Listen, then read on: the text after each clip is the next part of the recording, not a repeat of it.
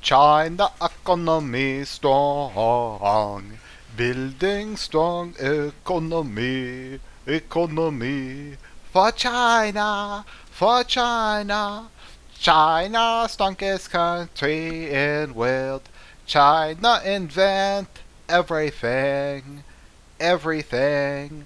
No other economy even strong compared to China, to China. Yes, before we begin, I learned a fact the other day. Do you know what the word is in the Japanese language for strong? It's China. China is Japanese for strong because China is the word for strong in all languages. Because that's just how strong China economy is.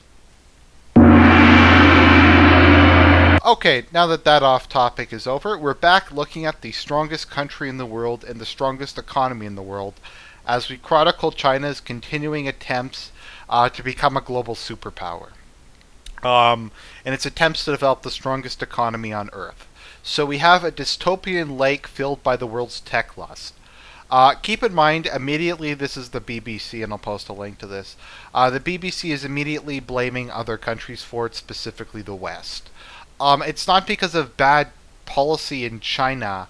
It's not because of the incompetence and corruption of the Chinese government. It's because of other countries, because China just had to build it for them. Hidden in an unknown corner of Inner Mongolia is a toxic, nightmarish lake created by our thirst for smartphones, consumer gadgets, and green tech. Well, I thought green tech was a good thing. China following grain revolution. China make green energy by destroying environment. Wait a minute. That doesn't make sense. I don't know. Anyways, from where I'm standing, the city-sized Baogang steel and rare earth complex dominates the horizon. Its endless cooling towers kind of looks like sounds like the Matrix. And chimneys reach up into the sky, washed out sky. It's a gray washed up sky between it and me, stretching to the distance lies an artificial lake filled with a black, barely liquid toxic sludge. Wait a minute, they made a lake out of toxic sludge? They just dumped it there with no treatment? Actually, maybe this is a better reference to the Matrix, because this kind of looks like the world of the Matrix after the nukes and shit scorched the Earth's surface. And then we got like the factory where like the Chinamen are hooked up to the Matrix. Hooking up to Matrix to power China economy. Matrix most efficient means of organizing economy.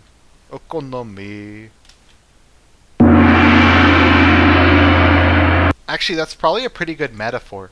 I could actually see the Chinese government just plugging everyone into like a supercomputer or something and using that to run the economy.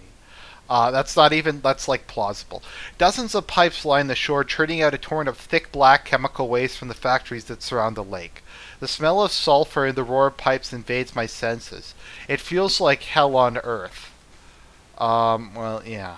Welcome to Baotao, the largest industrial city in Inner Mongolia. I'm here with a group of architects and designers called the Unknown Fields Division, and this is the final stop on a 3-week journey up the global supply train, tracing the route of consumer goods take from China to our shops and homes via container ships and factories. Because we all know no one else on Earth uses tech products except for white people.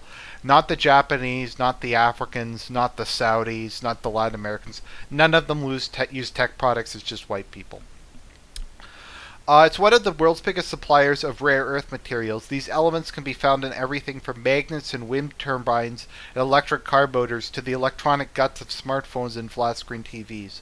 In 2009, China produced 95% of the world's supply of these elements, and it's estimated that the mines north of Baotao contain 70% of the world's reserves. China economy contain all rare earth elements. Rare earth elements belong to China. China. China is heavenly kingdom full of rare earth elements. Yeah, so that's just more evidence of how strong China is. Um, Element of success. Rare earth minerals have played a key role in the transformation and explosive growth of China's world-beating economy. They literally say China economy is strong.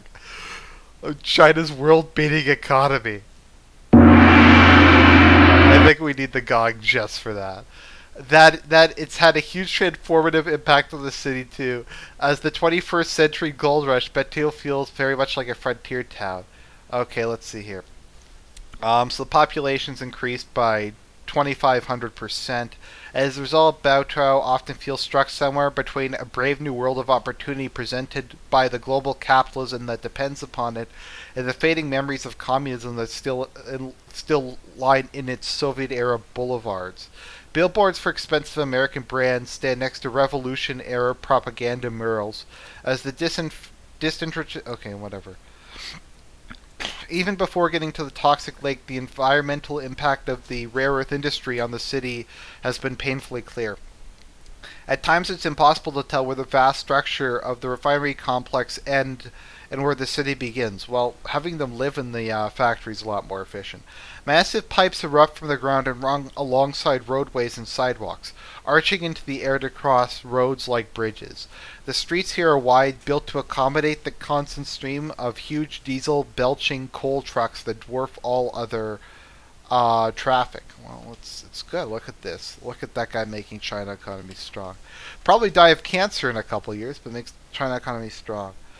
Um, as it rains, they plow unstoppable through roads flooded with water turned black by coal dust. They line up by the sides of the road, queuing to turn. Okay, let's see here. So it's all based on coal fire, is basically what this is. It's the kind of industrial landscape that America and Europe have largely forgotten. I doubt they were ever this bad, because everything is just bigger in China.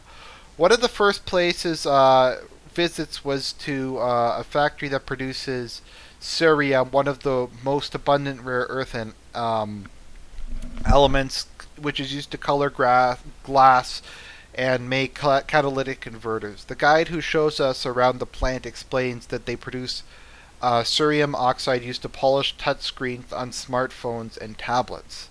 Really? You need a rare earth metal to do that? You can't just use some, like, cleaning fluid or something? I don't know. As we were wandering through the factory's hangar-like rooms, it's impossible not to notice that something is missing.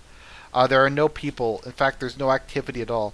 Apart from our voices, which echo through the huge sheds, the plant is silent, is very obviously not operating. When asked, the guide tells us the plant is closed for maintenance, but there's no sign of that either. No maintenance crews, no cleaning or repairs being done.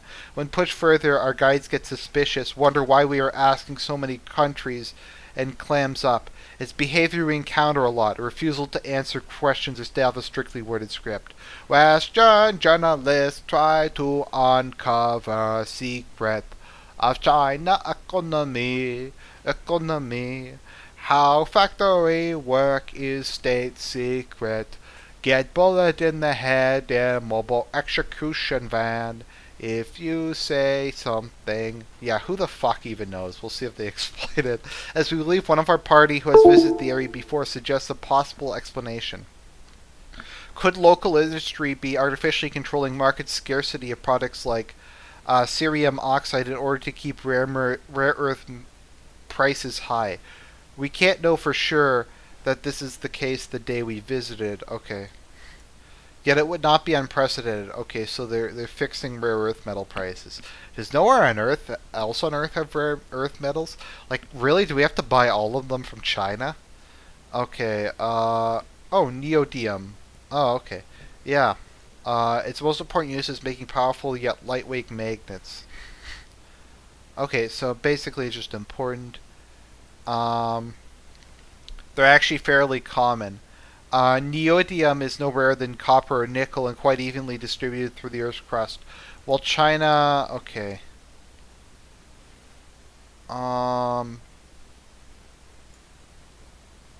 Okay, so sorry, I'm just reading this quickly, so I don't have to read bore you with technical descriptions. So basically, both these metals are actually pretty common.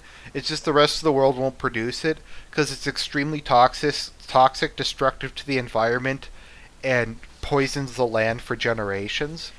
But China economy is strong, so it can absorb it.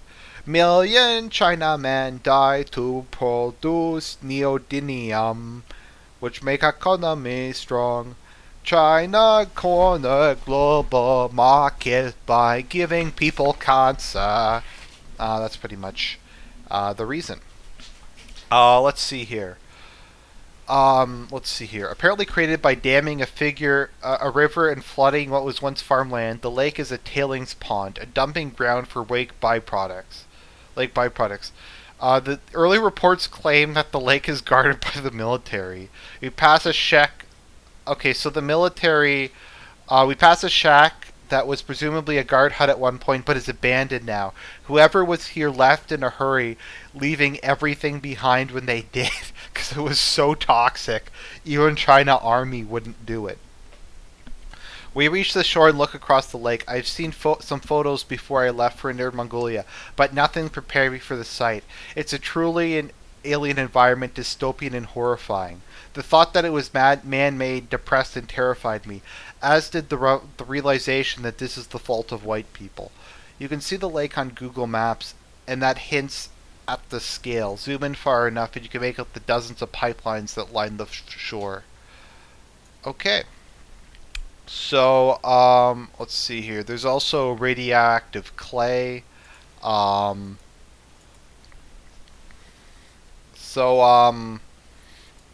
what? We're using this radioactive clay to make a series of ceramic vessels modeled on traditional Ming vases? Each proportion based on the amount of toxic waste? What the hell?